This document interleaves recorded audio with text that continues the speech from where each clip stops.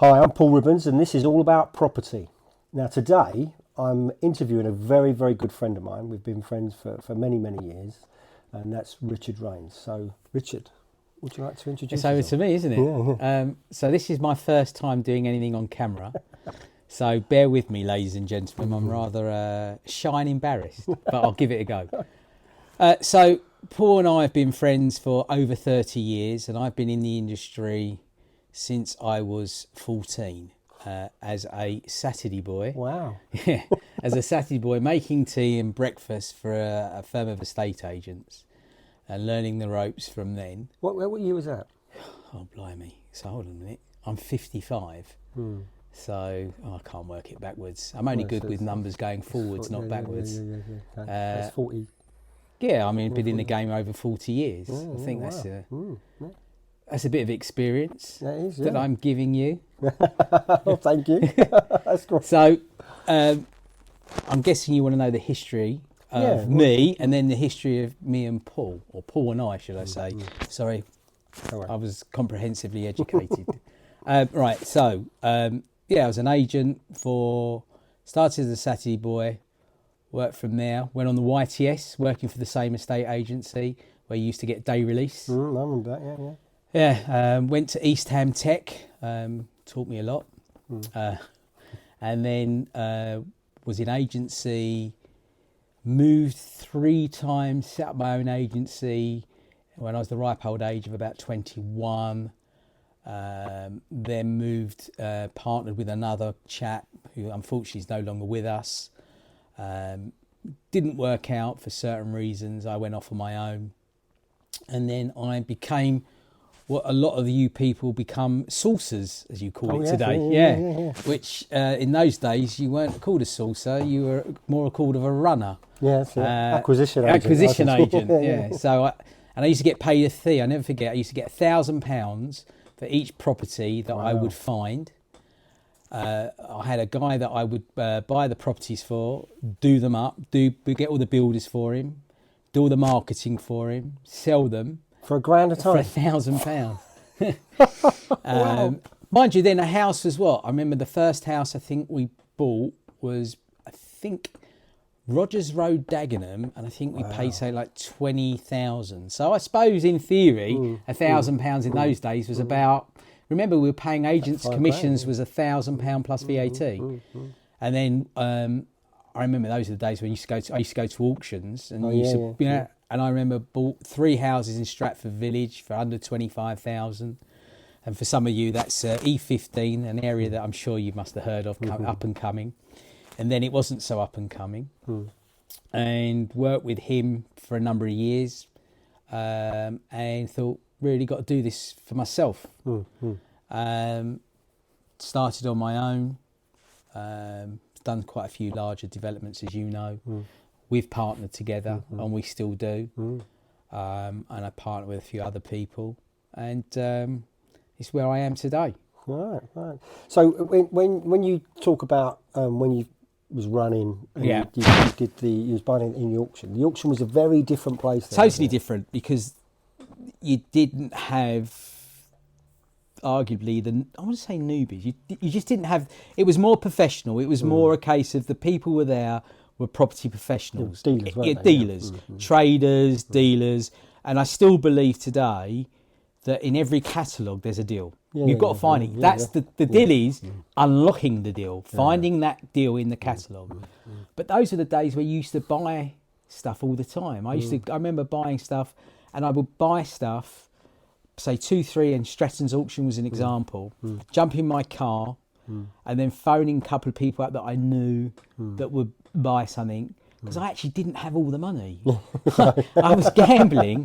Right? I put the 10% deposit down, and I'd say buy 3, and I would try and trade 2, and I would start off with, say, a fee of £2,000, and maybe even end up with getting my money back. But I would trade that off. And of course, people thought, God, that Richard Rains, he's got some money. Look, he's bought 3 properties. That's a tip for you. Now, this is a real tip for you. It's a bit of a magical trick. And people, used to think, oh, he's got a few quid. Little did they know that I was panicking and not sleeping every single day until I'd done that deal on that contract. But yeah, auctions were different. I mean, there was half a dozen auction houses, if that. You know, you had Stretton's, who were great in those days, East London, Essex. You had Barnum Marcus a little further out. Allsops was a little bit cachet. You didn't really... McHugh, who are now very big, didn't really have much. You also had your Harman Healey's, were just commercial agents. Allsops were also just commercial. There was Clark Hillier. Do you remember Clark Hillier? Walthamstow, yeah. They done quite well, didn't they? But it was different. It was in those days. And you had most of the stock used to come from some big landlords like the Pears Group and places like that. But it was different in the sense that you knew what the special conditions had. And here's a tip for you out there. So special conditions, I'm sure Paul has spoken about in auction. So in the days when I started, the special conditions were really straightforward. Who the seller was, who the solicitors were, 28-day completion, normally a copy of the title, normally a copy of the searches, and all the necessary documents. And there were no fees. There were no fees. No. You might get the odds. There was always the failed to complete notice was always there, but there was no fees. Now, you get a lot of these auctions and a lot of the catalogues, 2.5, 2.95%. So you guys have got to look out for that, because not only are you paying the stamp duty, which is a lot more than it, is now than it was when we did it. It started. But you've got these big fees, and you've got lots of penalties and clauses that if you want to do certain things before completion, they'll charge you, which wasn't never around. We never had to worry about that. You not only got the 2.5, 2.95, you've got the auctioneer's fee, the buyer's premium as well. Well, I remember. I think there was a buyer's premium. I think he was saying like £200 or £250. I think. Years ago, I think at Stretton's, and I bought 3 or 4 lots, and I actually said to, I think it was Philip Tobin, who was, he is, Ben Tobin's brother, who's there. They are, the family. And I said, really, you've got to pay that? And they said, yeah. I said, what, on each one? And now I think I purchased 2 at auction on Thursday, and the fee's £1,500 plus VAT. And I was moaning then at a couple of £100. But yes, it was different. You could go into an auction, and 9 times out of 10 you knew you'd bring something home, you'd buy something. But it was major landlords, proper old school property investors, institutions, housing associations, councils, but major landlords or proper executive sales. Whereas I would say now your catalogue it's got to be 50-60% trader. Probably more than that. Yeah, maybe. Yeah, they're people that have bought, which is what we do. You buy something, you see the angle that other people don't see. And we both. I mean, I'm sure you've had talks where you've said to people the amount of deals we've bought from the internet that's up for sale. Anyone's bought me. Yeah. Anyway. We've not been clever. We've just seen the angle. Yeah, 80%. We've just seen the angle and seen the value. Can be as little as we just think it's too cheap. To we can see that there could be a bathroom or a bedroom to add value, land on the side for a house, even a garage, or someone says to you there's a problem legally, there's a technical problem with the legal paperwork, and we know that can be resolved. So we've made the deal. And I think I've bought lots of the stuff over the years because we just see something slightly different. So this is going to go out to a lot of people who are interested in property. All three. I think the key question I'd say was probably burning on their lips is, so if they want to get involved, how can they do that, or what should they do? What should they think about? Because you made a very valid point, right? You was doing it for £1,000. You was a runner, and I was the same when I first left working the estate agents in '96. I was technically a runner for 4 traders. That was 4 developers, and you was one of them at the time. And then it's funny because I was going through some paperwork yesterday, and I pulled up our original partnership agreement. We still use it today. And it's in my cabinet, and 1999 is when we actually officially parted up on some It deals. was 24 years ago. Yeah, and I think we met each other in 1986, I think it was. And my recollection of you was an agent at Adam Kennedy, and and I had a flat in Carr Road. I sold that. And you sold it, yeah. And it was a lot of money at the time. In fact, I can remember the number, 89A. That's right. There you go. 89A. We didn't know each other at the time. No. And then I joined the firm after that sale. And before you know it, we was working in the same office in Leighton with Gwen Norfolk, who you partnered with. I ended up partnering with Gwen, yeah. So there's people out there who've got aspirations. I think we were fortunate in one respect because things were different then. As you said, you could buy stuff in auction, you could buy deals in auction, whereas it's difficult today to buy stuff in auction, a lot more difficult. As you mentioned earlier, there's usually a deal in the catalogue somewhere. There's always you a just deal. bought to. But I think, but in fairness, those, I did, and they're both going to be, I'm really pleased with the purchases.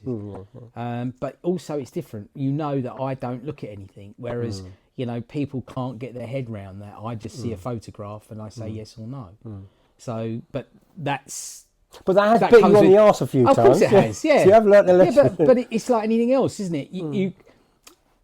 It's a bit like Tesco's, right? Tesco's buy X amount of lines and they make profit. Let's say they buy 100 lines and they make a profit on, say, 80 lines. Let's say they break level on 10 lines and they lose on 10 lines. If my maths right, it's 100 lines, right? But there's no difference to us, right? You can. How many deals have we lost money on? Yeah. And unfortunately, and I still believe, the first loss is the cheapest loss. Yeah, because it teaches you a lesson. Yeah. It's not so much just teaches you a lesson, but you get the minute there's a loss. But there's also there's two. The answer is twofold. One. Yes, the first loss does teach you a lesson and it makes you reevaluate and relook at what you did and what did I do that was wrong. Sometimes the market just changes and there's nothing you can do. We've had that, and you think to yourself, that house or that flat should be worth X, and why has it only got that in the auction? And I've lost X amount of money. But that's sometimes also telling you market's changing. And you think, oh, hold on, I've got another 3 or 4 in the pipeline. I'm going to have to reevaluate then. So maybe that's actually a cheap loss because you could have bought another 3 for a lot more, and now you're re-looking at them. I think the other thing as well is a lot of people probably listening here wouldn't necessarily take a loss like we would, whereas they would think, oh, do you know, I keep that, and then and they've got that luxury of time. So the question I should imagine our viewers would be asking is, why don't you keep them as opposed to you can't trade them? Okay, so I'll throw that to you. I'm guessing most people know who Fairview New Homes are. Maybe I think or Bellway or Red Road. Okay, so would you say that everything they build over a period of time goes up in value? And this is something most people would think yes. Okay. Most of the time it does. Or let's say that the cycle says if it goes down, it will go up. So how comes these big house builders don't keep little places in their own developments and go, do you know what? That's a very good value point. Why don't they? Because what's their strategy is very straightforward. We buy the land, we build on the land, we sell the units, we move on to the next one. Our philosophy in trading is very similar. You buy it, you trade it, you sell it. The minute you don't sell it because you think, I don't want to take that loss now, it means I've tied that money up.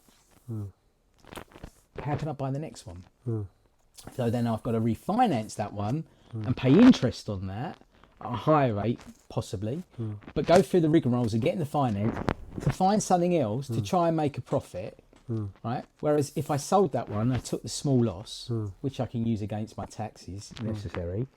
I can go again, and I can build that and buy and sell and buy and sell and buy and sell. So now I'm buying 2, and then maybe I'm buying 3, and it's a law of averages that you're going to get one wrong. The downside, as we both know, when it goes wrong, it can go wrong. Quite badly. I want to give the sense also to the people listening, your experience, the sort of level that you were talking about here. I mean, I've probably been involved with you hundreds and hundreds of deals we've partnered up on. I've dealt with plenty of other traders where I've passed stuff on, taken fees. But you've built, you keep, you trade. Yeah, there's no rational develop. thinking, is there, in my head? I want it sort of to give only because I'm asking these people to listen to your advice. I just want them to understand the breadth of your experience and knowledge. Oh, blimey! So, yeah, so there's quite a few arms, isn't there? So you've got build and develop, and that's new build, conversion. So develop that, refurbish, trade, buy and sell, buy land, get planning permission, sell it. I've sold to some large companies and some people similar to myself. Partnered some where we bought buildings together, and the easiest way is to either break it up or develop it. Depends on how it works for both of us. As I said, trade, invest, do that. You know, whether it be land, commercial, residential. I think you name it. You know, ground rent purchases. Bought petrol stations. You don't stand at the forecourt, do you? yeah. Do you want your windscreen cleaned? I'm not going to say I've done it all because I actually think that in this business you're learning all this. So I've learned things recently. Like for instance, you can get the stamp duty relief on probate purchases and stuff like that. So it's organic. It's always changing. It's it's evolving. But yeah, look, I think I've done most things in property, more residential than commercial, though I have dabbled in commercial. Do I enjoy it? I can't say I enjoy it as much as I used to. Right, okay. I don't, I haven't been to an auction in years. I do it either on the telephone or somebody I know might go there for me. Or to be fair, I know a few of the auctioneers and I'll phone them and ask them to bid on my behalf. I still buy a few bits and pieces from agents that I've had relationships for years.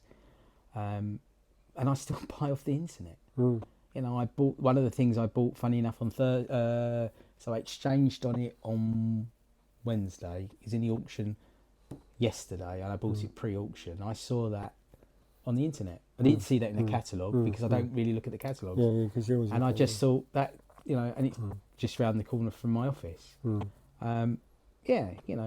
and so I think I don't want to try and press people, but I just want to press upon them the size of the knowledge that you have, because we're talking, you've done substantial amount of deals. We're not talking about one or two. Look, if you go back, I think from the trading arm, if you go back, I'm going to say 10 to 15 years ago, and that's because I think I've been doing more developments now.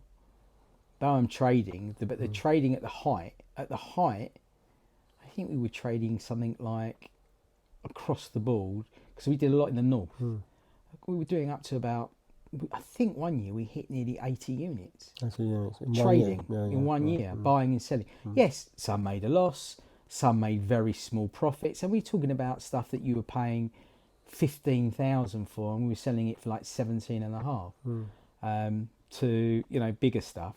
Yeah, I think that was at the height. But as you know, we're not doing as much. I think as you get older, you realise how difficult it is to earn and how easy it is to lose. So you take your risk element changes slightly. Whereas you're sort of in your 20s and 30s, it's gun ho, isn't it? Yeah. And we've done some taken some mighty risks. We've bought some stuff and think, oh my God, and then we've just watched it go. And other stuff we've sort of and I want to cry. But that's the risk that we've always taken. I remember the lessons that I learnt from you when we first started doing it together. Is the biggest takeaway that I remember was, can we live with the downside? Yeah, that's how you've got to look at it. You've got to look at it, how much, what do you think its worst case scenario is? And its worst case scenario is a small loss, then it's worth a gamble. The problem now is that nothing is a small loss. Because if you're not buying a probate, that's dead money. And I think people got to understand that it's not always a win. And I think that's the other thing that people have to take from this is that you can't always win. Yeah, I know, when I go to network meetings and I do a lot of talks, as you know, I might ask the audience, has anyone ever bought a pup before? And if they're honest with themselves, most investors have bought a pup somewhere along the way. They might, and as investors, they're keeping it the long term, so they don't mind, because eventually it will turn right. Whereas, you know, I think you've got a very pragmatic view to things like that, where, you know, if it's a pup, get rid of it. I remember speaking to you many years ago about your portfolio, because you've got quite a comprehensive portfolio. And if you get too much aggravation on something, you'll just get rid of it. Sell it. I mean... Yeah. Whereas most landlords wouldn't even consider so, if just because it was aggro. They might sell it because they might need the money, or it doesn't work anymore. I think the caveat in that is that you get to a certain point when you're starting out, you don't want to give away anything. You don't want to, but as you get a bit bigger, unfortunately my waistline's going that way. But when you get a bit, I've just realised I'm sitting like this. And if my mum was watching this, she'd say, sit up straight, and to get your hands away. I think, when you're starting out, you don't want to lose anything. But when you get to a certain point and you look at it as a spread, you just look at something that keeps coming up. This property A keeps coming up. It doesn't matter what tenant goes in there, there's a damp issue. It doesn't matter what tenant, there's always a problem. Whether it be that it's caused by the neighbour, whether it's just the property. Well, we both know certain areas you just get a damp house. It doesn't matter, you've had a damp treatment go in there, that you can't work it out. You can't fathom it out, but it always smells that. The house isn't right. You just think, you know what, let it go. Because it's always It's always giving you aggravation. And the key, as we get older, is we want less aggravation. Then a downside to that is development gives you lots of aggravation. And someone has to make the decisions all the time, which is me.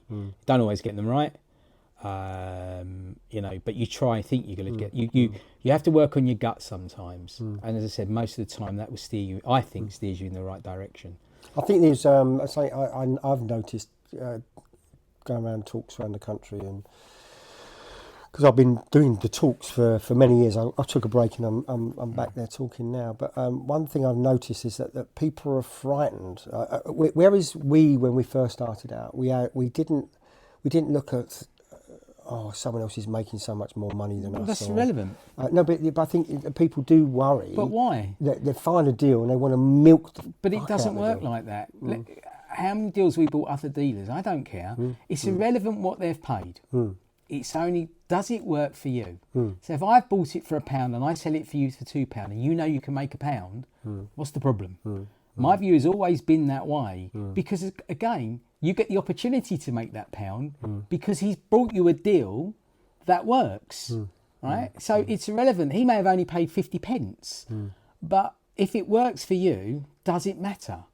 And that is a dealer mentality, but I also think that's a trading mentality. I think because your skills intertwine with development, trading, and being a landlord as well. So I think one of the reasons why we're having this conversation on camera is because of your concerns with the industry and the way it's gone as far as the investors market's concerned, and we had conversations about people who have literally partied with money, done no due diligence, and I think there's a couple of things, and it's you have to answer this, I think, quite carefully, and I'm probably going to answer it the wrong way, but try and do it the right way. So, prime example, as you know, we have just lent money to somebody. And that person who has bought something could have lost everything. And we have financed her purchase. She'd been on a course, I believe, and she'd learned certain things, but not necessarily all the right skill sets. And because that's another arm, as you know, we do a little bit of finance for people. And we lent her the money. Didn't do it out of the goodness of my heart. Did it because I'm going to earn some money out of it. You know, it's business. But at the same time, I listened to her, and I felt for her, but at the end of the day, it's a business transaction. I've heard, and I've got friends that talk to me about saying phrases that blow me away. And I said to you, it's not right, but there is an industry been made for people that think that they can earn money from the business that we do. And I'm not saying they can't. And it's a bit like the first person buys, new to the business and buys the best deal ever. And 9 times out of 10, we know what it normally is. He's bought, or she has bought, the property's been sitting in the drawer for years and years and years, can't sell, but the market's carried it. The house hasn't gone up by the vendor, and everyone else has given up with it because they can't make it work. And 12 months has moved on, and you just so happen make an offer to the person that owns it, who now needs to sell, and the deal becomes a deal. And that's more luck than judgment. And there's I believe in life. It's not what you know, it's who you know. Being at the right place at the right time. Some of the best deals you've bought have just been, I've been there. Just so happens I've done it, and you've done it. Walked into an agent's office. Have you got anything? Blah blah. I've just had a sale fall through. Literally, I've just put the phone down. Yeah, my vendor needs to sell because everyone up the chain is ready to exchange. It was tied up 9-10 months ago. Yeah, there's a little bit of wiggle room, and you're looking at it and going, "Oh, hold on a minute. Market's really moved since then." They're a little bit desperate. Next thing you know, the deal's been done. So that can happen. But I do think in the... Just watch the mic there. Sorry. Right. So I do feel that there are things going on that aren't necessarily right, that I've spoken to you about, because you don't want to see people be steered the wrong way. You don't want... because, it's hard enough as it is. But I just can't buy into this. But that's not just this industry, in the get rich quick scenario. It's not like that. And I think people are too easily led. And that I think is wrong. What do you think they should do then? What do you think? What advice would you give someone? I think it's hard. I think first of all, make sure you've got money behind you, or partner with somebody so your finances are there. Because if you've got to make a decision and it's quick, you've got to make sure you've got the money. So there's no point turning around and saying to someone, "I'm going to buy that," and then the next thing you know, that you're looking around to find the finance for it. That's number one. I also think that we don't bother with surveys, and I'm not saying people shouldn't, because that's bad advice, because there are lots of things they can't see. But I do think that you should really get a feel. Go to auctions. You know what? Go to watch some programs about buildings, and maybe partner up with someone, or speak to people that do it, that actually do. Well, actually, if you think of that, what you did right at the beginning, partner up with other people, that's how you learn. You learn from people that do it. I mean, I'm not here to. I'm sure there are people that are in the industry that is the other side, that does make. There's an industry from selling people the likes of becoming a property guru, whatever it is. And I'm sure some of them are very good. And I'm not here to say that they're not. I'm sure some are very good. But the person you're getting that advice from, how many deals have they done? Yeah, it's very, very good, very point. Right? Very, very how many deals have they done? They've done. How many deals have they got there on the line, their neck on the line, and they've purchased, whether it be as investment, whether it to be trade, but how many deals have they actually done? And that actually that flips onto the other side, which is you've not only got people who haven't got the money, that are looking for money from somewhere else. There's people out there who want to get involved in property investing, who have got money, and then lend it to someone who has no experience, and then lands up, or some undesirables who, like some sort of Ponzi scheme. What would you recommend to someone who's sort of perhaps got some money to start with? Again, would you invest in magic beans? No, but that's let's Yeah. No, it's a very valid point. Yeah. But would you, if I've got some magic beans here, how many do you want? Yeah, but I think it's the same scenario, isn't it? Yeah, but I think the whole get rich quick industry is like that, isn't it? Look, there is no. Got some magic beans here. You know, fortune. There is no doubt there are obviously courses out there. They weren't courses when we started, right? There was no courses. We you cut a teeth on making a loss, and you licked your wounds, and you went on to the next one. And hopefully you made it better, and then you might have done really well, and then you do hit that loss again, and you reevaluate. So there's no question that there is a market for courses that are probably really good and they really help people. And I'm not here to get involved in that because that's not what I do. I don't understand it. I've come to one of your talks to support, two actually, to support you. Well, if you look at it from that, I've done courses and it served us well because we've offered the money for other people to say, if you've got something, then we'll buy it and cut them in the profit. And there's been some where people have been done very well, and we've had a couple where they're quite disgruntled. Let's be honest, there are a couple of people who've been disgruntled and said, well, how comes I've only earned that? And then you say, well, because there's interest, there's legal fees, there's estate agents fees, there's a net profit. It's not buy it for £1 and sell it for £2 and there's £1. There's all the little bits in between. So we've had a couple of people who have sort of said, well, that doesn't add up, and then you show them and it does add up. Very rare.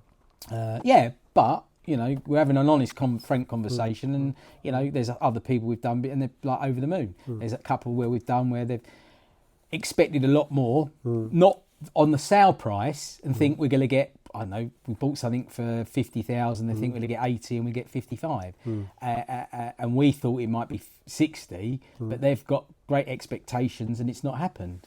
That's the game. And unfortunately they've got upset, but it's nothing to do with us. I would say that you really need to partner with somebody that has experience. You really need to get yourself out there. And I'm sure there are many courses that are very, very good. I don't know what's good, what's bad, or what's indifferent. But you need to learn the basics. And if it were me, and I know it's probably wrong, I'd go and work for an agency or do something where I'm understanding the mechanics of it all. Because, if you don't know the business, how can you be involved in it? But again, as I said, the world's changed. It's a different. Like I say, instant. I mean, look at what we're doing here. I mean, this would never have been available when we were younger. You didn't have people sit there with a phone camera. I'm looking at your, as I said, I'm looking at your iPhone now. That's the 13 Pro. No, the thing on the end. That's the microphone. The microphone's picked. Right, and I'm guessing on your screen is this picture, it's crystal clear. Things have moved on, but things have moved on in our business and the way people. So the new guard, coming now. Youngsters. I've got a guy that I'm partnering with at the moment where he is a friend of mine's son. We've done two quite well. I would say not reasonably large, but we built 3 Muse houses in East London. We did a rooftop extension and 2 new flats last year. We've just got planning on something in East London, and we're about to do something else. And I'm learning from him.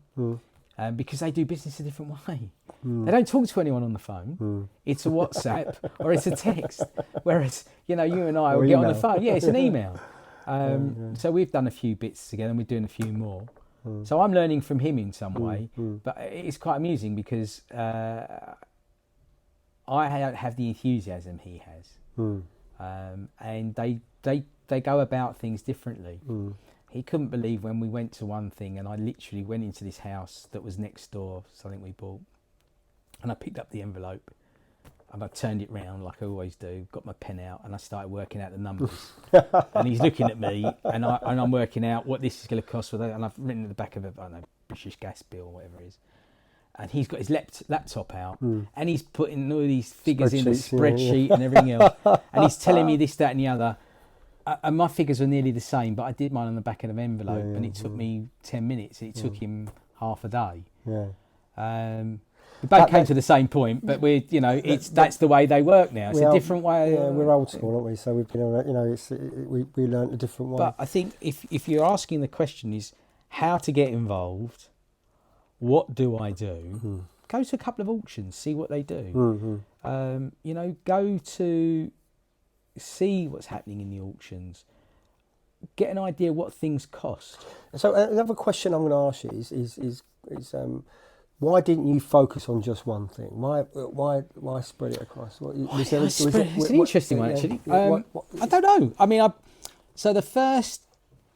started, as I said to you, partnering this guy years ago. So I was just working. I've been married 30 years, and I started with him probably, so I was in my early 20s. I just finished the agency, and it's just at that time, first of all, it's buying and selling.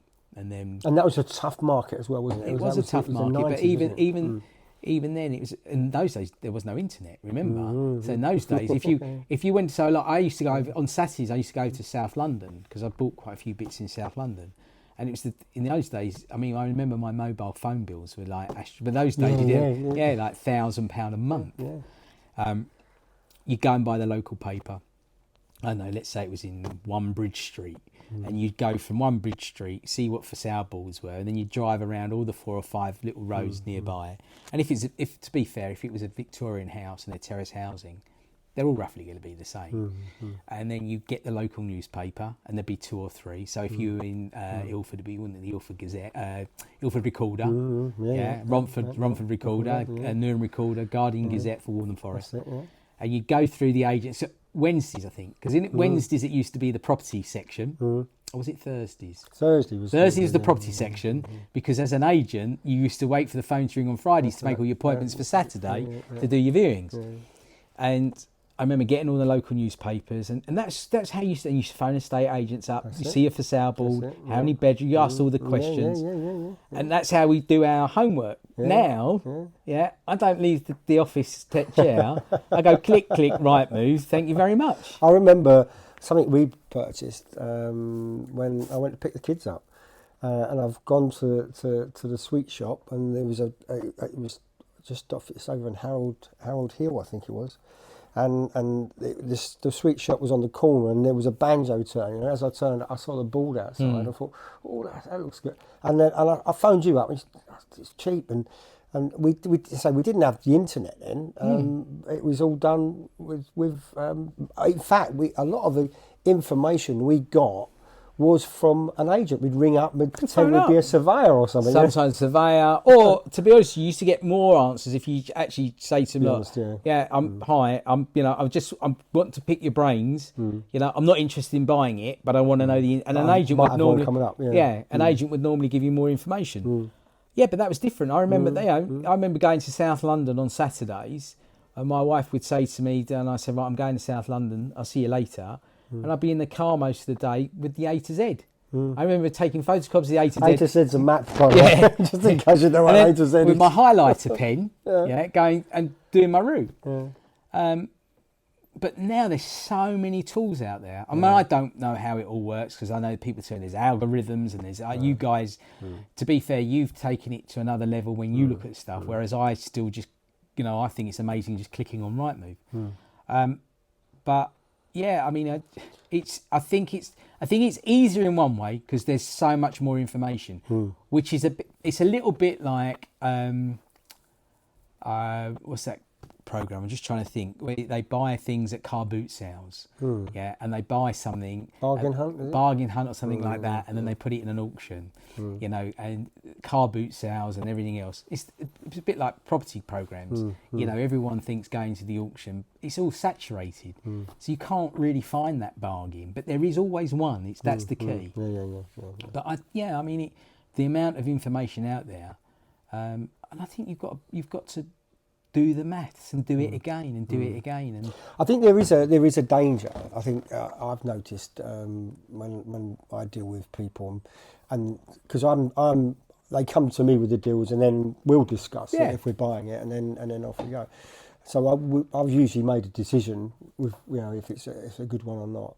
But I tend to find that some people, they get what is an old term called analysis paralysis, where they take too much because it's all right having information on these computers, but sometimes it can be too much. Whereas your letter, your gas bill that he was writing on the back of, the information that you have got, your experience will tell you that it costs you X amount of pounds. And everybody now doesn't realise that X has got a lot bigger. And the other thing is, okay, so let's use our real old agency word. There's no question for all you viewers out there that, I know it sounds really daft and a real cliche, but location. Yeah, I mean, we're now in a harder market. I'm not saying the market's dead, it's a harder market. So you have to look at things, and there's a really great thing I've always gone by, especially when I bought my first few rentals. Would I live there? Oh, that's a good question. Right? Would I live there? So when you look at a deal, would you live there? And I'm looking at the camera now. Would you live there? So if you're on a main road and you've got a railway line behind you and you've got a pylon next to you, yeah, and you're nowhere near a school, you're nowhere near shops, you're nowhere near public transport, and you've got two young kids, would you live there? So you've got to look at it that is key. And I think the key here is not, Richard, would he live there now? If he had to, would he live there? Yeah, but I've seen some people who said, I wouldn't buy that because I wouldn't want to.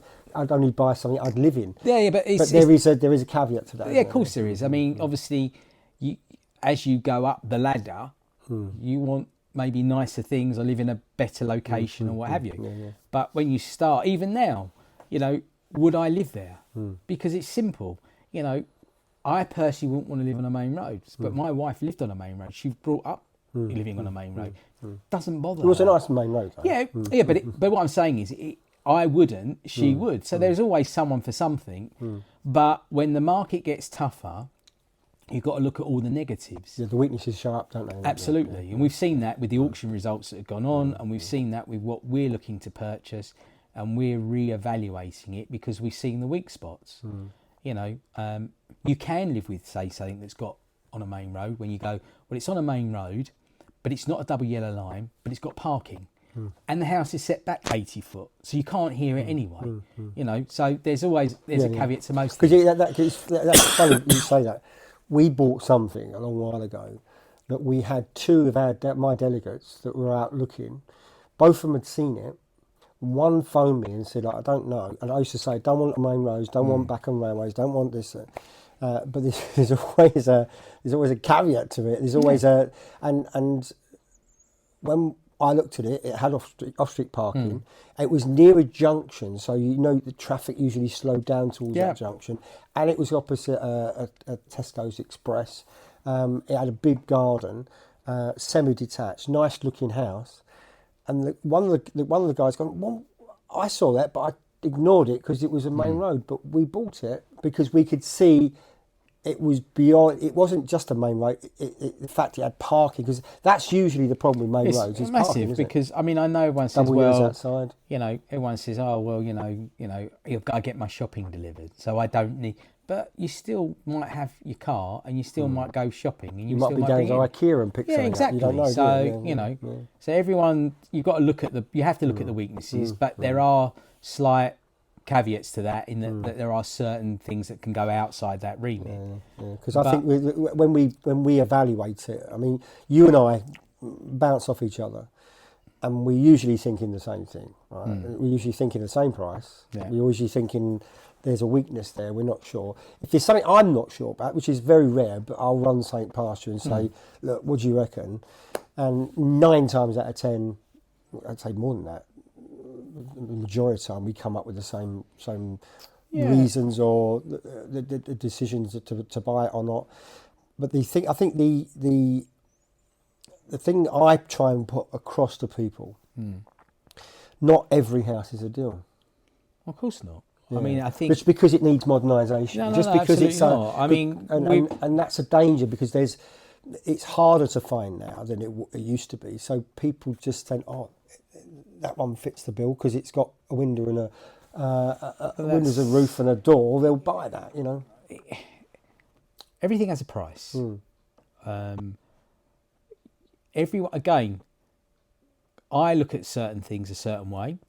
There are other traders that we know of that will look at things completely different to us. We've sold a lot to traders in that. Yeah, we have, but there's also a lot of traders that trade in auction, what we do, and they see things that we sometimes see, or they'll look at and we go, we'd never pay that, and they've been very successful. So we don't have the magic formula. We sold that thing over in Croydon that time. Yeah, we sold that to a dealer, and he broke it up. Good luck to him, and he, he made money, we made money, everybody made money. It's fine, lovely. But there are other traders that buy and have bought stuff that we've actually turned away and thought is too expensive, and we can't believe how well it's done. So we don't get it right. No, we don't. But I'm not. We shouldn't be sitting here saying, "Oh, well, we've got the magic formula," because I don't think we have. I think the formula we have works for us. There are definitely people that are buying deals that done very, very well, and we sit there and think, "How did that happen?" But not how did it happen, how did they buy it, but how did they get that price? How did they manage it? And you know what? Good luck to them. Because again, we've sold to traders and we've bought from traders. As long as they're making money and whatever, and they're trading, we can go again, or we can sell them something else, which is fine. I think that's the hardest thing I see from people entering this industry. And they'll send me stuff and say, "Yeah, I've got this deal," and I'll look at it and think it doesn't work, and then they'll do that once or twice and they'll give up. What would you say to someone like that? Because if you think about how many houses we must have looked at between us, you say you've been in the business. 30, yeah, I think it's like 40 there's again. I think there's another way of looking at that, and in the sense that, in fairness, when I started out, and probably when I was the height of buying and refurbing, and there was, I was trading, but I was refurbing, and I had 3 building teams feeding them and kept them going. And literally, there was one team going in, gut them out, another team plastering, whatever, and it was just a conveyor belt. And I was sometimes buying stuff that didn't make any money, but kept all the builders together.